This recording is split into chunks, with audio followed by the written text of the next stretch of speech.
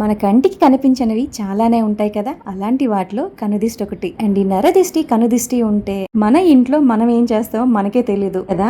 So అలాంటి వాటి కోసమే ఈ చిన్న రెమెడీ. అండ్ ఇదైతే చాలా మంది పెద్దలు చెప్పిన రెమెడీయే. ఇంట్లో ప్రమిదలు ఉంటే పసుపు రాసి కుంకుమ బొట్లు పెట్టుకుని దీంట్లో కల్లుపు వేసుకోవచ్చు.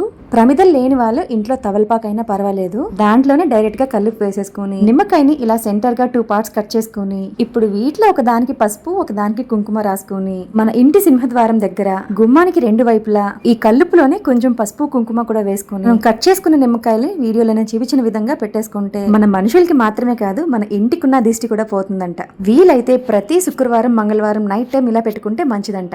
అలా కుదరకపోతే కనీసం నెలకొకసారి వచ్చే అమావాస్య ఉంటుంది కదా, అప్పుడైనా పెట్టుకోండి. మన మనసు తెలియకుండానే చాలా ప్రశాంతంగా ఉంటుంది. మనం ప్రశాంతంగా ఉంటే మన ఇల్లు ప్రశాంతంగా ఉంటుంది కాబట్టి లక్ష్మీదేవి ఆటోమేటిక్ గా మన ఇల్లు నెతుక్కుంటూ వచ్చేస్తుంది. అంతే కదా. వీడియో నచ్చితే లైక్ అండ్ సబ్స్క్రైబ్.